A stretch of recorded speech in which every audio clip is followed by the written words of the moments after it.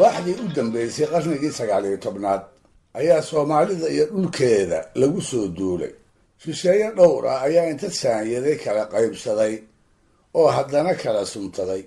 markaas baa qayb walba waxaa loogu abtiriyay qoladii saamiga u heshay. dhulka Soomaalida ee Faransiiska, dhulka Soomaalida ee Talyaaniga, dhulka Soomaalida ee Ingiriiska iyo dhulka Soomaalida ee Xabashida.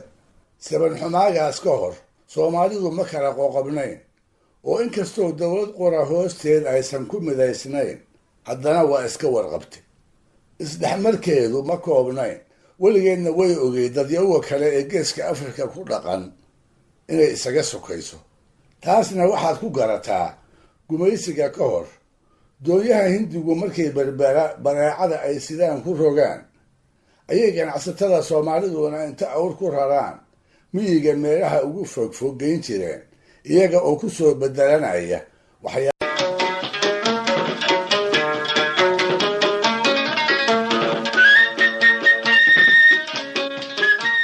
waa barnaamijkii dhaqanka iyo hiddaha ee laanta af Soomaaliga ee VOA-da iyo gabay fariimeed kale.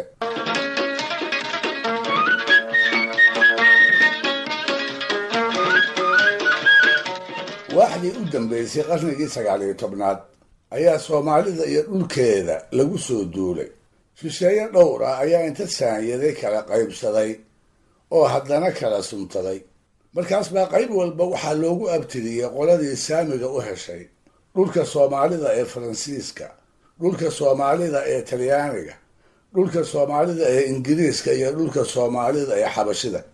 saban xumaagaas ka hor Soomaalidu ma kala qoqobnayn, oo inkastoo dawlad qora hoosteed aysan ku midaysnayn, haddana waa iska warqabtay. isdhexmarkeedu ma koobnayn, weligeedna way ogey dadyawa kale ee geeska Afrika ku dhaqan inay isaga sokayso. taasna waxaad ku garataa gumaysiga ka hor doonyaha Hindigu markay bareecada ay sidaan ku rogaan, ayay ganacsatada Soomaaliduna inta awr ku raraan miyiga meelaha ugu fogfog geyn jireen, iyaga oo ku soo bedelanaya waxyaabaha magaalooyinka looga baahan yahay. sidaas oo kale waxaa iyaduna jirtay waddo ganacsi oo inta harar ka soo baxda magaalada Luuq soo geli jirtay, halkaasoo haddana marar badan ay safruhu Baraawe iyo Badweynta Hindiya uga sii gudbi jireen. noloshaas xorta ahi markay cadowday oo dhulkii sidaas ahaa ay gumaystayaashu soohdimaha u kala samaysteen, Soomaalidu ma qaayibine waa ka dhiidhiday. mar dhiidhigaas ay adin ku muujiso iyo af iyo aftahnimo mar ay inta adeegsato ay isku guubaabiso wixii uu gumaysigu badayna ay isku dareensiiso.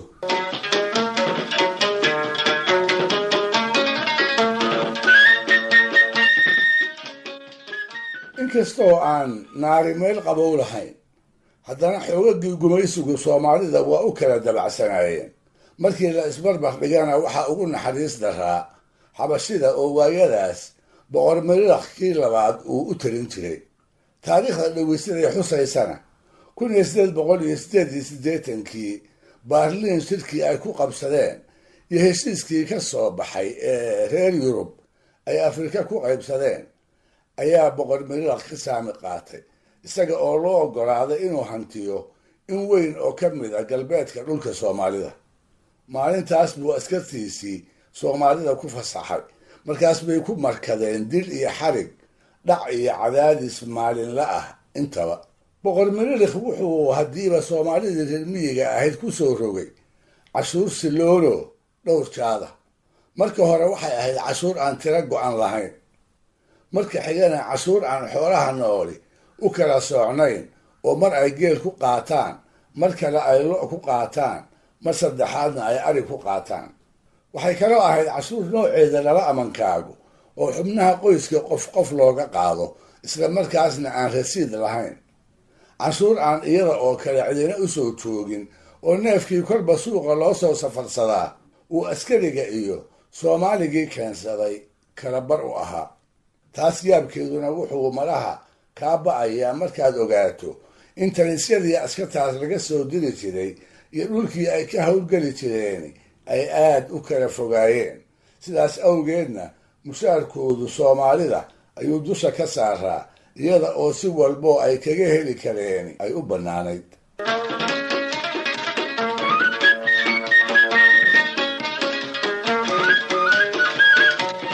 hadiise boqorka iyo askartiisa ay waxyaalo badani u bannaanaayeen, soomaalidii reer miyiga ahayd hal wax oo keliya ayaa u bannaanaa. intay carari karaan inay cararaan oo qura ayaa u furayd, maxaa yeelay hub iyo saanad ay wax isaga rabaan laguma ogeyn, inay helaanna looma ogolayn. kolkaas bay meeshii ay askartaasi ka soo dhowaataba shan geedi ka guureen, kana fogaadeen iyaga oo baqlaha fuushan waddooyinkii ay soo mari jireen. sida la wariyena degmooyinkii qaar baaba si kaba dambaysa askartaas ugu daldaayey, ugana hayaamay ka awow ceeshii ay xoolaha ka shuban jireen iyo carshintii ay daaqsan jireen. iyada oo saxariirtaas lagu jiro oo waagu hadduu dilaaco in la nagaan doono iyo in la geediyi doono aan cidina sheegi karin, ayaa maalin maalmaha ka mida waxaa banka Jigjiga ku kulmay wadaad gabyaa ahaayo ow Maxamed Guure la odhan jiray iyo nin magaciisa Cabdi lagu sheegay, dhalaartaasna kabaha u ilanaa sadanadii hubyood ee mudug inuu u sadcaaro. hilaadda waa horraantii 1912 sadanadaas oo xarunteedu ay magaaladaas ahaydna waxaa markaa ka taliya Suldaan Cali Keenadiid oo mar aan fogeyn geeridii aabihii kadib isaguu kursigii talada salka dhigay. oo Maxamed Guure ayaa kolkaa waxaa ku soo dhacday in suldaanka uu qayradhaan u sii dhiibo, isaga oo ay la ahayd inuu u soo heelin karo. wuxuu u malaynayay inuu usoo diri karo ciidan Soomaaliyeedoo askartaas halka iyo hoyaadkaba u diiday dalkooda uga saara, dhulsaraadkii ay ka yimaadeen inay ku noqdaanna ku dirqiya. maalintaas buu wadaadku tiriyey gabay fariimeed tiiraanyo miirana oo laga ogaan karo jeefaafileydii boqor Melilekh iyo ciidankiisii ay Soomaalida kula dhaqmi jireen iyo siday nolosha ugu dacareeyeen. oo Maxamed oo Cabdi ku halqabsanaya ayaa tixda ku bilaabaya arar gaaban oo salaan suldaan uu ugu talagalay, dabadeedna wuxuu kawkabinayaa hadday yihiin galbeedka Soomaalida degta hoogga ay ciidamada boqorku ku faraan. wuxuu markaba ka eed sheeganayaa boobka ay cashuurta ku magacaabaan. wuxuu ka samrileeyahay dhaca lagu hayo ee cad iyo caana wixii ay markaa hayaan ay askartu qasabka kaga qaadato. wuxuu haddana gocanayaa subaga iyo oodkaca uu ciidanku ka fisho oo iyaguna waagii baryaba ay dhabarka ugu siisidaan, iyada oo wiil yar iyo waayeelba ay ka qadsan yihiin. wuxuu yidhi, cabdiyow carrawdaye haddii aadan calooliyoobin caafimaad qab nololeed, haddaad cali suldaan gaadho calaykum assalaam bay ku tiri culamadiinii dheh. dabadeedna caad baxoo u sheeg caawa saan ahay ee dadkeennii galbeed calowgeliyo cadowgii loo heerdhe anna ciidan doonkiis rag iyo ceelal yaan ahay dheh. gaadhada caweertale wixii caraftiyaan hayno cajab iyo si yaab loo xunbay uga cashuurtaa dheh, caantay ninkii iibsadaa caanad buu bixin dheh. eroolaha da-oobiyo dhashaan caday la leefsiinin codcodadiiyo caanaanu weel uga cabbaynaa dheh, calool looma siiyee dirqay nagu cabiidsheen dheh.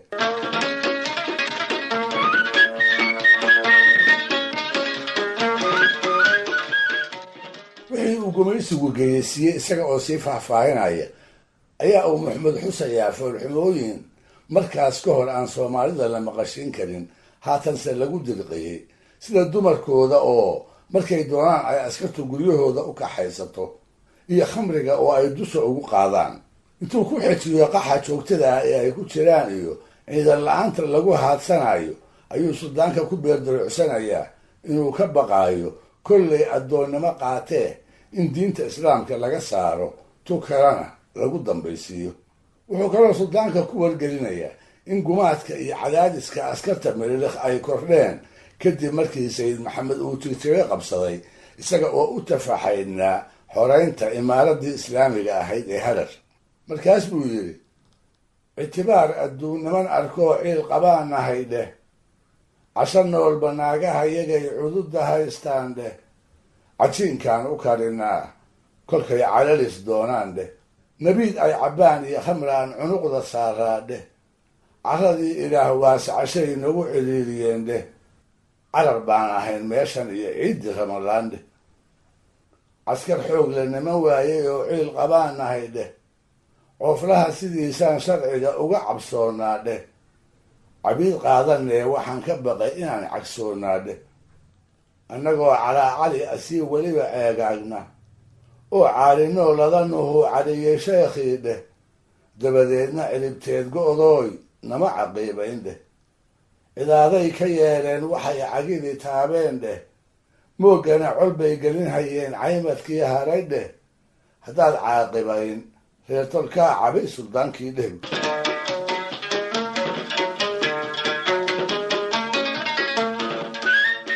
waa la hubaa in cabdigabaygaas uu suldaan cali u mariyey. ha yeeshee codsigii uu xambaarsanaa ma uu fulin, iskumana uu dayin. maxaa yeelay rag iyo hub uu qolo kale ku gargaaraa gacantiisa kuma ay jirin. hobyo iyo jigjigana dhul badan baa u dhexeeya. dhegaystayaal, barnaamijkii dhaqanka iyo hiduhu maanta halkaa inoo jooga waa inoo toddobaadka soo aadan iyo ku lamid ah hadduu eebba idmo.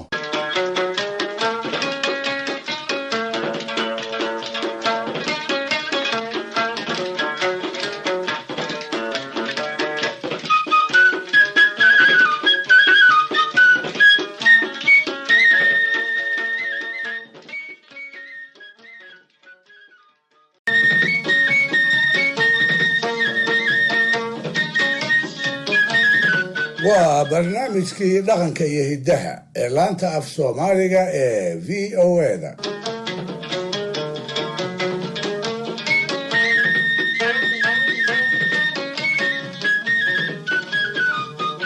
labadii 2003 wixii ka horreeyey dalalka carbeed markii la yidhaahdo ciraaq wuxuu ahaa dalka ugu horumarsan. waxaad ku garataa akhris iyo qoris la-aanta waa dalkii gudihiisa ka tirtiray. bilyano dollar markuu cilmi baarista u huray. waa dalkii isbitaalladiisa iyo takhaatiirtiisa ay dunidu la yaabtay. qaramada horumaree qudhowduna ay ku kuunyi jireen. waa dalkii heerka sare ka gaaray farsamaynta hubka casriga ah.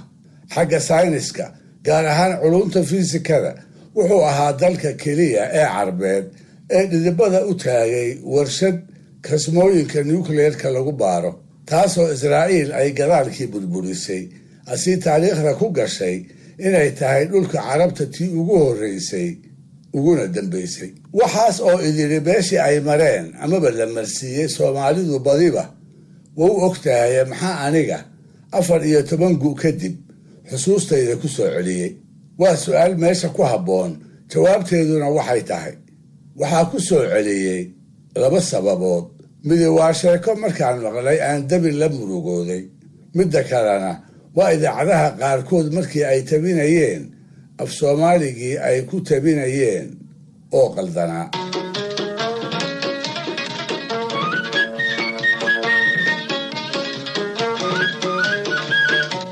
aan haddaba sheekada soo horraysiiye waxay ku saabsanayd qoys reer ciraaq ah oo ka kooban hooyo magaceeda ummu xuseen lagu soo koobay, ninkii ay u dhaxday iyo 2 wiil oo ay isu dhaleen.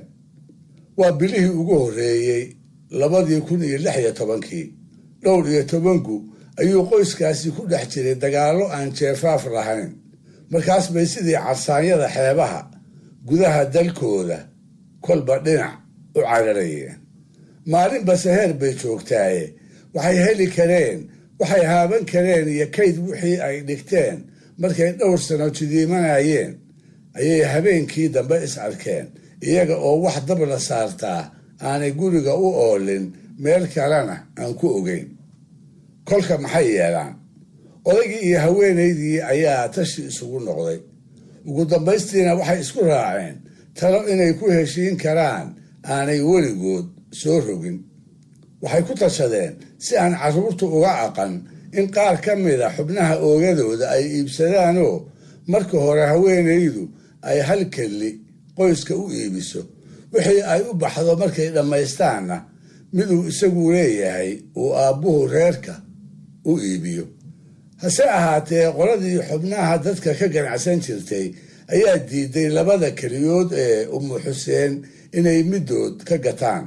kadib markay inta baareen caafimaad darro ay ku arkeen.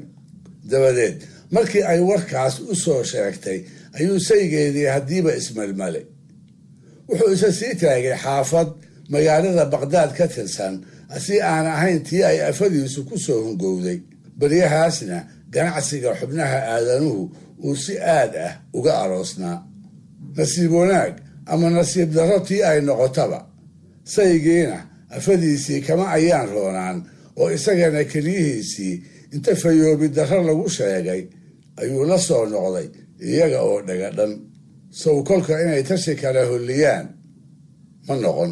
waxay marba tala rogrogaanba.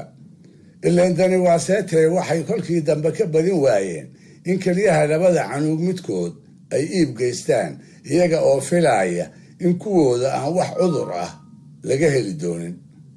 dabadeed iyaga oo ilmadu ay xirribahooda ka gobo leedahay, iyaga oo midna aanu midka kale eegayn, ayay wiilashii midkood la dhaqaaqeen. hase ahaatee cabbaar kadib markay laba dhex marayeen ayay iscululubteen oo waa beer wax dhalaye iyaga oo aan ka wada xaajoon wiilkoodii dib ula soo noqdeen, isaga oo keliyihiisii ay oogadiisa ku idil yihiin. taasi waa sheekadii markii aan maqlay aan ka murugooday.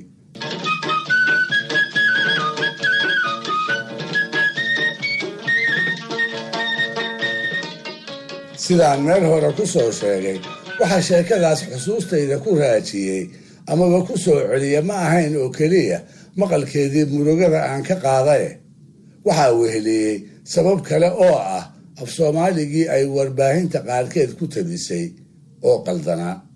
maalmahaas ayaan idaacadaha middood waxaan ka dhagaystay weliye dadweynaha dhacdadaas uga warramaya oo sida soo socota ugu sheegaya. wuxuu yidhi, ummu xuseen iyo ninkeeda oo ciraaq u dhashay ayaa baahi awgeed ku tashaday inay iibsadaan unugyada jirkooda. hase ahaatee waa lagu diiday caafimaad xumo awgeed. markaas bay ku fakareen in kelida wiilkooda ay iib geystaan, waase ka noqdeen. waxaa haddaba qaldani waa maxay? wax kale ma ahee waa tabtii uu weliyuhu u adeegsaday ereyga unug oo siduu mooday ka duwan. unug waa erey af soomaali ahaan laba macno xambaarsan.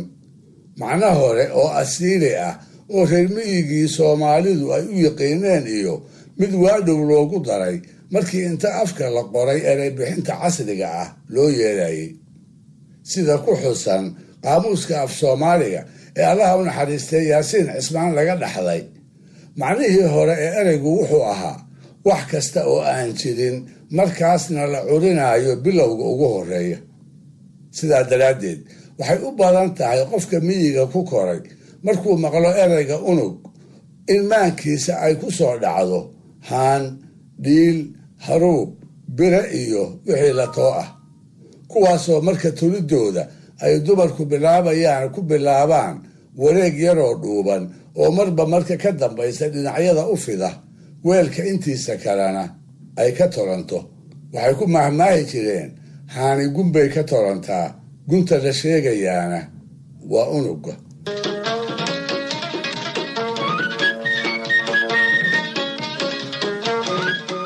macnahaas oo keliya iyada oo ereyga loo yaqaan ayaa la soo gaaray 1970 waagii afka la qoray. markaasoo muddo gaaban kadibba la go'aansaday in loo rogo afka maamulka iyo waxbarashada loo adeegsado. taasina waxay qasab ka dhigtay in horumarintiisa dadaal xoog leh loo galo. dadaalkaas isaga ahna waxaa ugu muuqdheeraa samaynta ereybixin aad u fara badan oo guddigii af soomaaliga iyo xafiiskii manaahijta ee wasaaraddii waxbarashadu ay qaybta ugu weyn ka qaateen. dhabtii waxay ahayd hawl uu afku ku gaaray heer uu ku noqday af xambaari kara aqoonta casriga ah, gaar ahaan sayniska sida kiimikada, fiisikada, biyolojiga, xisaabta iyo kasmooyinka ay isla wadaagta yihiin. markii haddaba ereyada biyolojiga af soomaaliga loo soo rogayey ayaa guddi hoosaadkii hawshaa gacanta ku hayay waxaa soo maray ereyga seel oo ah erey afafka reer galbeedka qaarkood ka soo jeeda, laguna qeexo qaybta ugu yar walax kasta oo nool oo in weyneeye loo kaashada mooye aan isha oo qura lagu arki karin. dabadeedna wax kolba mid u dhigma erayada af soomaaliga looga raadshaba. ugu dambaystii waxaa la isku raacay ereyga unug, kaasoo waayadii dambe macnahaas labaad kaga hirgalay xarumaha waxbarashada iyo shaybaarada.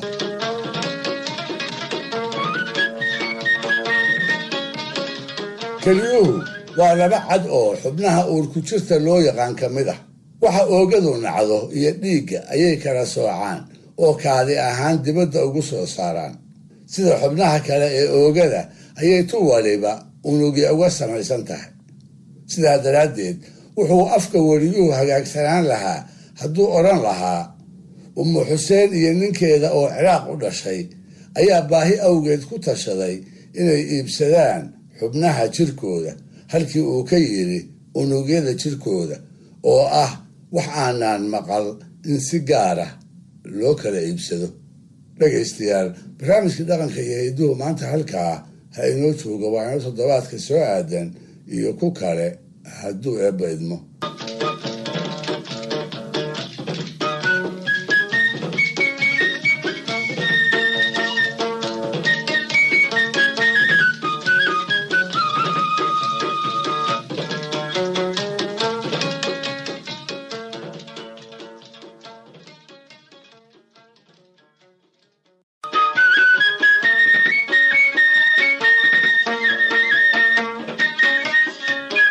waa barnaamijkii dhaqanka iyo hiddaha ee laanta af soomaaliga ee v o a-da.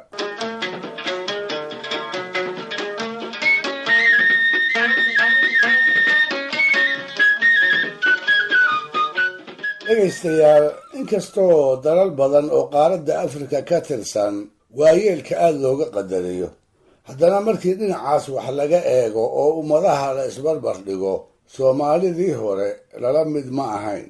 dhaqankoodii haddaynu dib u mercisannana waxaan ogaanaynaa inay ahaayeen dad waayeelka aada u ciseeya, si gaar ahna maamuus dheeraad ah ay odayadu ugu qabeen. siyaalo kala duwan ayuu haddaba maamuuskaasi hiddaheeda uga muuqan jiray, waxaana ka mid ahaa 10 aan halkan ku tixi doono. haddii si la waco oo waxgaradka reeruhu uu geed haraca ku soo ururo, xaajo murugtay furdaaminteedana la isugu qayshado, odayga ragga ugu da'da weyn ayaa hadalka furi jiray. haddii goobtaas aan wadaad joogin, ugaasna joogin, isla odaygaas ama mid la da'ah ayaa ducayn jiray, inkastoo mararka qaarkood ay labadooduba ducada gar u lahaayeen. hadduu meel shiran lagu yahay uu odaygu ku soo beegmo, fadhiga ayaa looga wada kici jiray. meeshaa la fadhiyo kobta ugu mudanna waa la fadhiisin jiray. halka ay odayadu fadhiyaan, dhallinyaradu kama hadli jirin, odayga afkiisana hadalka lagalama bixi jirin. haddii inta muraad la yeesho xoolaha qaar lagu allabariyo, hilbaha neefka inta ugu wanaagsan amaba ugu mudan odayada ayaa lagu maamuusi jiray. dhallinyarada iyo haweenkuna wixii ay iyagu soo reebaan ayay ka dhursugi jireen. haddii qoori xero kuma heshiisee ragga qaar intay culoobaan ay si uun anafa u kala gaadho, si aanay rabin halka markaas ay arrintu marayso meel ka xun inay isku shareerto, odayada inoo geeya ayay odhan jireen. markay iyagu wax kala yidhaahdaanna way ku kala baskoon jireen. haddii degaamada midkood ay wax foolxumi ka dhacaan, isla markaasna aan wax laga qaban, waxaa la isweydiin jiray, war meesha miyaan odaya joogin? hebel baa joogay. markii la isugu warramo ayay inta wada haaraamaan waxay odhan jireen, kaasi odayna ma ahee nacab ama nacas ayuu midkood yahay. colaaddu sabanka ay aroosan tahay, nin waliba kama taliye odayada oo qura ayaa ka talinteeda lahaa. iyaga ayaa go'aamin jiray haddii reer hebel lagu duulayo iyo haddii lala nabdaayo, waase haddii lagu soo simo.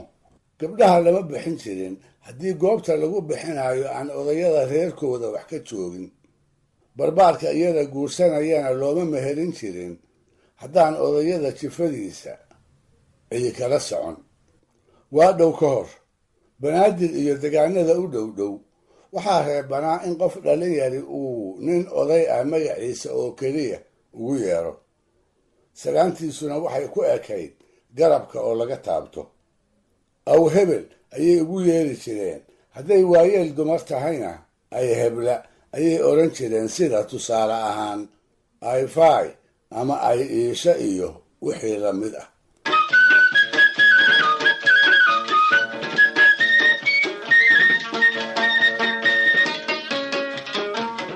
siyaabihii bulshada soomaalidu ay waayeelka u maamuusi jirtay ayaa waxaa beri hore nooga sheekeeyey abwaankii sheekhana ahaa ee reer xarar dheere, xaaji maxamed axmed liibaan.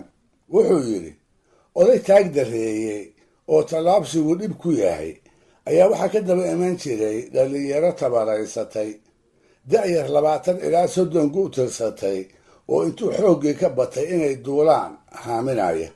markay odagaas u soo dhowaadaan ayay socodka gaabin jireen, dabadeedna intay salaamaan ayay tallaabo tiisa la mid ah dabin kula socon jireen.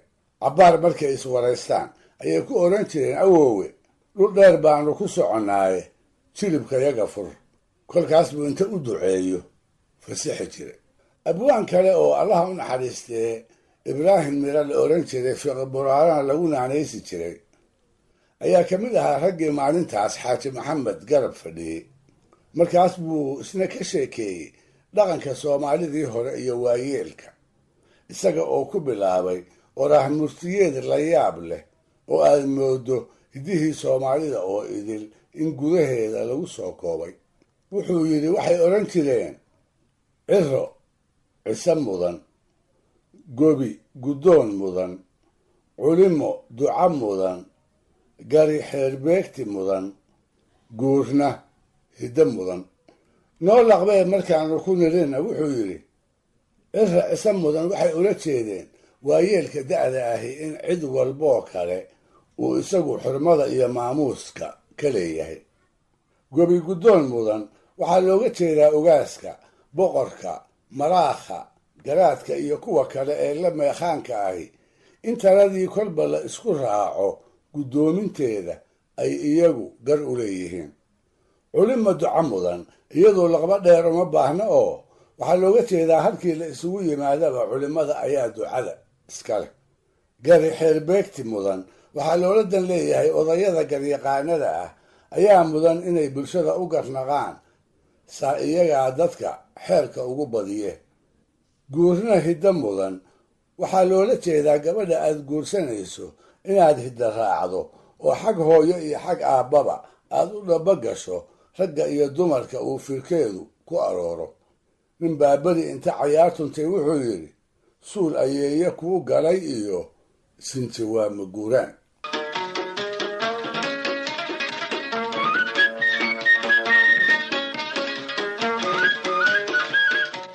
suugaanta soomaalida sida laga dhexeli karo, odayga ay ciradu madaxiisa wada saabatay waa ka xishoon jireen. meel ay ka soo guuriyeenna garan maayee waxay bulshadu badiba u rumaysnayd duqa muuqaalkaas leh in eebbaweynaba uu ka xishoodo. si kastaba ha ahaatee wax walba uu kaga dhego waxay u badnayd inay uga fuqaan, iyada oo haddii madaxiisu uu madoobaan lahaa aysan uga fuqeen.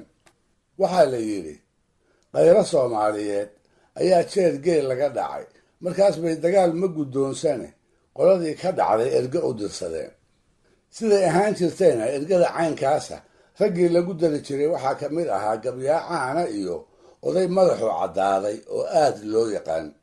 ergadii markay soo gaadhay reerihii xoolaha ka qaaday ayay si walba isugu dayday inay ka dhaadhiciyaan inay geela u soo ceshaan. ha yeeshee markay guul degdega taas ku gaari waayeen ayaa gabyaagoodii wuxuu goobtii ka mariyey gabay dhowr iyo 10 sababood uu ku taxay in nimanka ka hayaa ay daraaddood geela ku siiyaanna uu uga gol lahaa.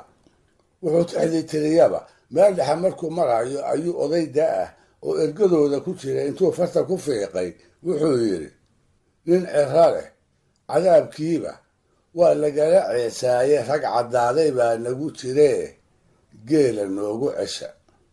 dabadeedna waa siday odhan jireene geelii faraha ayaa laga saaray. dhegaystayaal, barnaamijkii dhaqanka iyo hidduu maanta halkaa ha inoo joogo, waa inoo toddobaadka soo aadan iyo ku kale hadduu eebba idmo.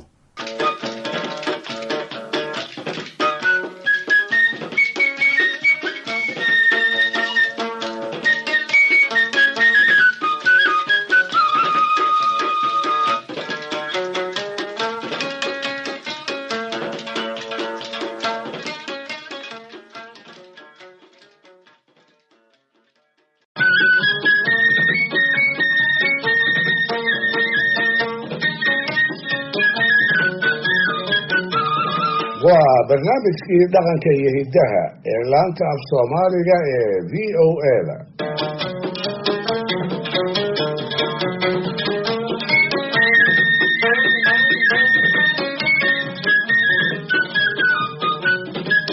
dhegaystayaal, barnaamijkii kan ka horeeyey sidaad ku maqasheen si weyn ayay soomaalidii hore odayada u maamuusi jirtay.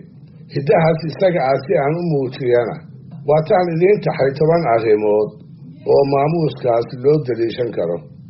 maantase su-aashu waxay tahay, ma da'dooda oo keliya ayaa waayeelka lagu qadarin jiray, mase waxaa jiray sababo kale oo ay ku muteen mar walba iyo meeshii lagu kulmaba in iyaga la hormariyo?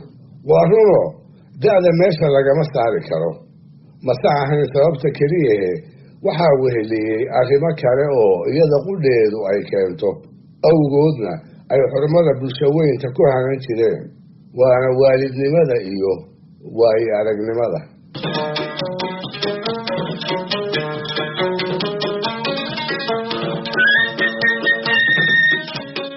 waalidnimada haddaan ku hormaro, barbaarkii Soomaaliyeed ee reer miyiga ahaa inay tacabla-aan ciisho mooye siday u badnayd goor hore ayuu guursan jiray. dabadeedna isaga oo weli xoog ah ayuu hareerihiisa wuxuu ku arki jiray rag iyo dumar uu dhalay oo 20 gaaraya iyo intaas in ku dhow oo ay sii dhaleen isagana ku abtirsata. dhabtii warashadaas badan odaygu maamuus ayuu ku heli jiray, weliba markuu dhalo qof ama laba bulshada dhexdeeda magac ku yeeshay. waxaa dhici jirtay marar badan haddii magaciisu uu sheeko soo galo, markaasna kuwa sheekada haysta qaarkood ay haddiiba garan waayaan, waxaa lagu garansiin jiray waa hebel aabbihii ama waa heblo aabbaheed. taas odayga waa lagu qadarin jiray, xataa hadduusan nin horaad ahayn. tilmaamihii odayada lagu tixgelin jirayna aan wax quman laga siin. gabyaa Faarax Xuseen Sharmaarke la oran jiray ayaa jeer arrintaa ka cawday. isaga oo da'yar ayuu ku caanbaxay orinta maansada wanaagsan ee murtida iyo halqabsiga miiran leh. hase ahaatee kol dambe ayuu dareemay in laga horraysiinayo rag ka waaweyn oo ay isu gebyi jireen, isaguna uu iska horwaday. kolkaas bay ka do'day marba haddaan tayadiisa sare lagu muunaynayn in gabaygaba uu faraha ka qaado.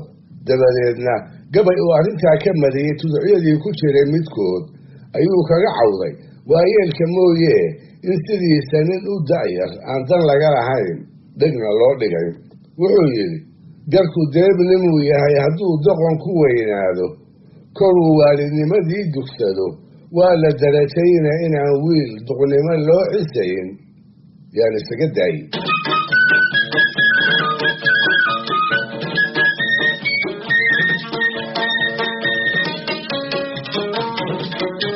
waalidnimada oo odayga lagu maamuuso waxaa sidaan soo sheegay labeeya waayo aragnimada. badanaa 80-90 gu ayuu baarka ka jaray. abwaano wada hebel miiran ah ayuu la soo saayirayoo la soo sinjaaray. geedihii dadka lagu kala saari jiray ayuu wax ka fadhiyi jiray. markaas buu xusuusan yahay garihii waaweynaa ee lagu naqay iyo xeerarkii ka abuurmay. aaran lagu naalooday iyo abaar lagu hoobtayba wuu u soo joogay. isrogroga cimilada ayuu wax badan ka og yahay. markaas buu marayn karaa xilliyada roobabka guga ama kuwa dayrta la filan karaayo. barimada ay xooluhu ku banaanaan iyo meelaha ay ku basanbaasaan ayuu kala yaqaan. dadka ayuu kala bartayoo inay u leekaataba taariikhda degaankiisa ayuu u warhayaa. markaas baa tol u dhowaa iyo mid ka fogaaba wax laga weydiin karaa. colaaddu waxay dhibto iyo nabaddu waxay tarto ayuu u dhuun daroolaa, markaas buu labadaba ka talin karaa.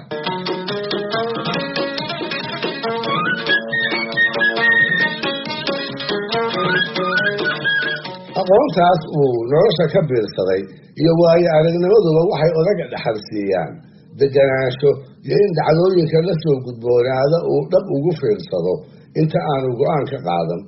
oo da'yarta ayaa fureed lagu sheegaaye in odayga lagu arkaa dhif iyo farkudoon bay ahaan jirtay.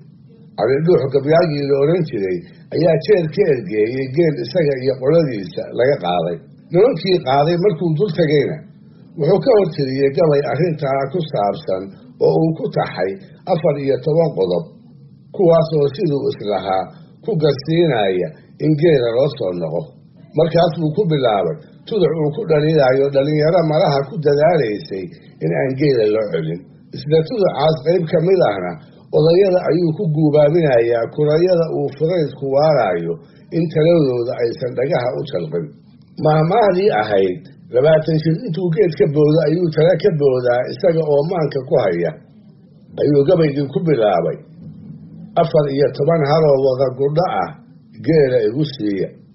ninku yari garaadkiisba ayuu waa gafaataroe garku hadduusan marin eebbahay gabi ka sii xooliye waa yeel guddoonsaday tashiga waa gorgoriyaaye guumaysku wuxuu soo baxsaa tii garaada ahe halgabaday mid uunbaa gartee geela igu siiya.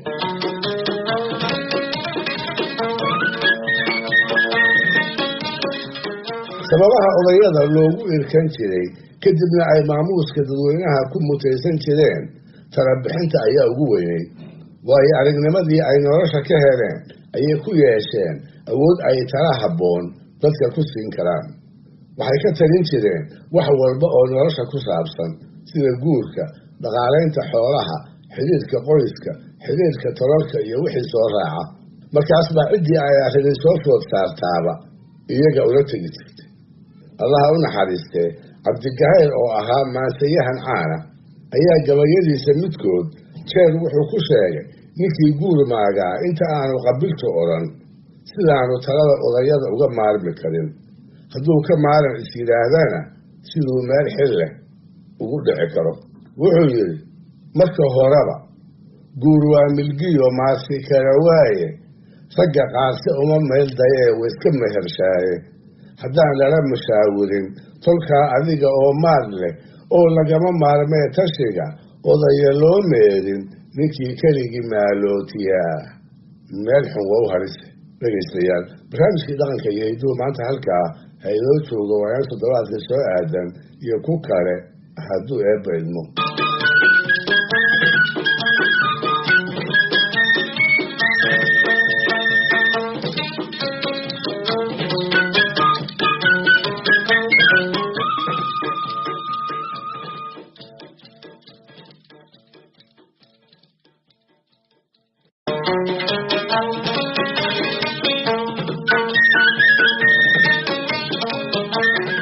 waa barnaamijkii dhaqanka iyo hiddaha ee laanta af soomaaliga ee VOA-da iyo qayb saddexaad oo ka mid ah taxanaha meeqaankii sare ee bulshadii hore ee soomaalida ay odayadu ku lahaayeen.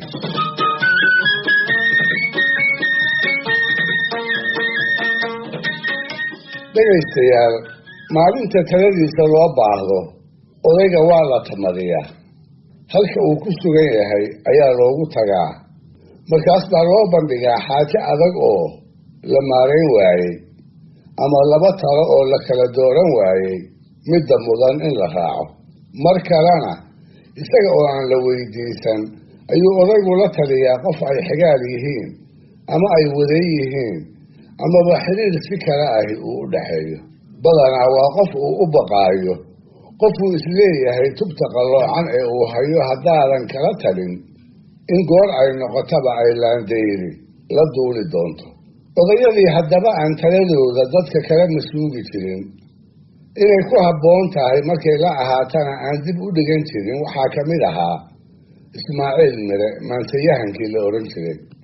gabayadii iyo geeraaradii uu ka tegey qayb weyn oo ka mid ah ayaa waxay ku saabsan tahay talooyin uu siiyey rag iyo dumar ay dagaan wadaag ahaayeen. marar kalena wuxuuba la teliyey xoolaha la dhaqda qaarkood sida hashiisii Markab, sida wan baraara oo arigiisa ku jiray, iyo sidoo kale shimbirka aynu guuguulaha u naqaan, kolna aynu galowga ku magacowno. taasina runtii waa arrin intaan ogahay gabyaa uga horreeyey aanu jirin.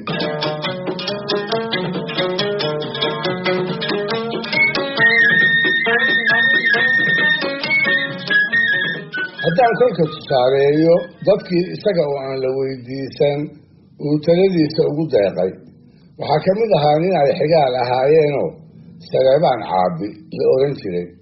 wuxuu ahaa inan dhallin yar oo beryahaas aad uga tiiraanyeysnaa nin isaga iyo Ismaaciilba ay ilmaadeer ahaayeen oo la dilay, Jaamac Calina lagu magacaabi jiray.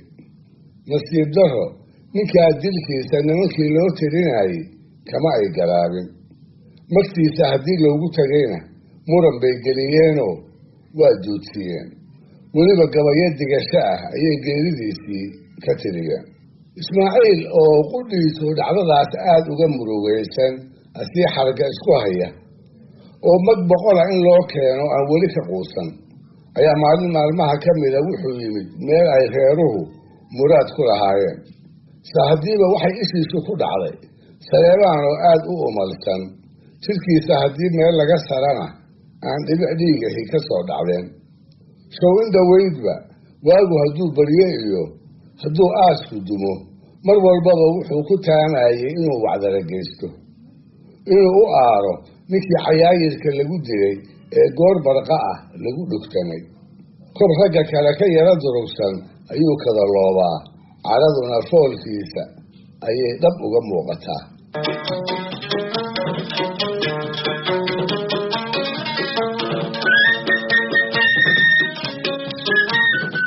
Ismaaciil oo sidaan soo sheegay ay Jaamac ilmaadeer dhow ahaayeen, sida la wariyena ay aad isu jeclaayeen, ayaa Saleebaan la soo joogsaday. markaasna ku yidhi, war Saleebaan, maxaa dhacay oo aad keligaa la tahay? maxaa cidlada ku dhigay? maad ragga ku soo biirtay? markaas buu ugu jawaabay tix kulul oo aan la soo gaadhin. dilkii Jaamac, tix ku saabsanoo ay ka muuqato umarkii uu la tiicaayey iyo nimankii ina adeerkii dilay bayi uu la maaganaa. hase ahaatee Ismaaciil tixdaas ma jeclaysan. wuxuu u qaatay talaxumo, dhallinyaranimo iyo digniin baxaysa inay horseed u tahay. dabadeed waxay gabyaaga la ahaatay inuu Saleebaan waaniyo oo waayo aragnimaa ka maqane uu u sheego waxa ku habboon inuu yeelo. muxuu haddaba kula taliyey? wuxuu ugu hormariyey bal horta qaylada iyo baroorta joogtada ah inuu iska daayo, si isaga qudhiisu ciilka uu qabo aanu ugu kaakicin, murugada haysana aanu ugu dhaqdhaqaajin. intuu xusuusiyo inuu oday yahay, inuu ka tala qaataana ay ku habboon tahay, ayuu ku waaniyey gabay uu ku bilaabay. tixda gabay ina Caabiyow, tuducba waa meelee tahantoog ma huro, meel haddaan tuba la qaadsiine tolaala'ayda iyo qayladaad toolatay waayaabe tiiraanyo iyo ciil rag qaba, turuqday boogtii iyo oday talada lama dhaafiyee iga taawiil qaado. markaas buu hoos u gelayaa dulucda gabaygiisan ay ujeeddadiisu tahay, haddiiba inaad aarsataa ay kugu weyn tahay, sida iyada oo aan lagaa digniin helin ragga godobtaada qaba looga aarsado. wuxuu u sheegayaa ciilka iyo carada uu qabo isaguba inuu la qabo, ha yeeshee uu la gabanayo laba arrimood dartood. midi waa nimankii Jaamac qabay oo war cusub iyo dorow uu ka sugaayo. tan labaadna waa Mr. Smith, taliyihii gumaysiga Ingiriiska oo dhulka gaafureegaya, dhaqdhaqaaq colaadeed ciddii looga soo sheegana haleele iyo horweynba intuu geela ka mooro duugo xeryaha u madoobeynaya. wuxuu yidhi, durba lama tallaabsado, haddaad tooga leedahay ee tol baxnaani baa igu jirta, iyo tacab rasaaseed ee haddaan dunida taanbuug camirin. tani ma joogteene wallaan tuurta loo wada degeen, towlanoo maqane ismiir bay igu taagane intuu tegaya ii kaas.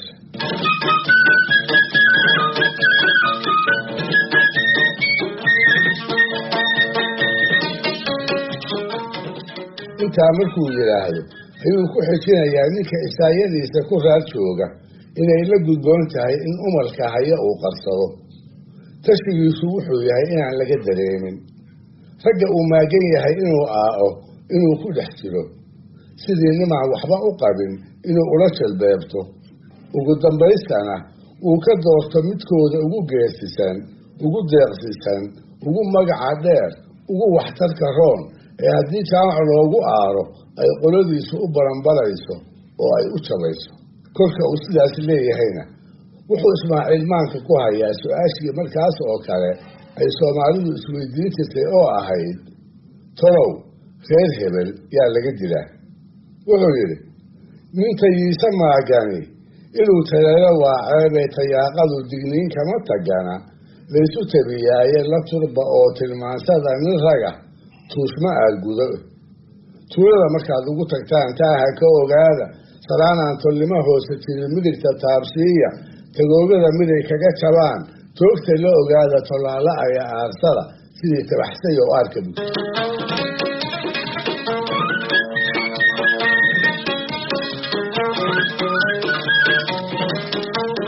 muddo gaaban kadib waxaa dhacday tabihii uu Saleebaan kala talin jiray in Ismaaciil uu ka maarmi waayo, welibana uu baradheereeyo. markii waanwaani dhacantay, markuu ergeyntii waxba ku waayey, markii uu sugayey markii laga quusiyey ayuu afkiisa furtay. tixag guubaaba ah oo dhiiggu da-ayo ayuu ooda ka soo qaaday.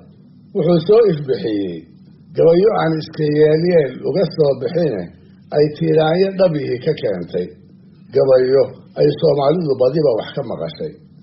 waxaa ka mid ahaa kii uu u marin jiray gabankii yaraa ee soo ag fadhiistay ee jaamicii la dilay uu dhalay.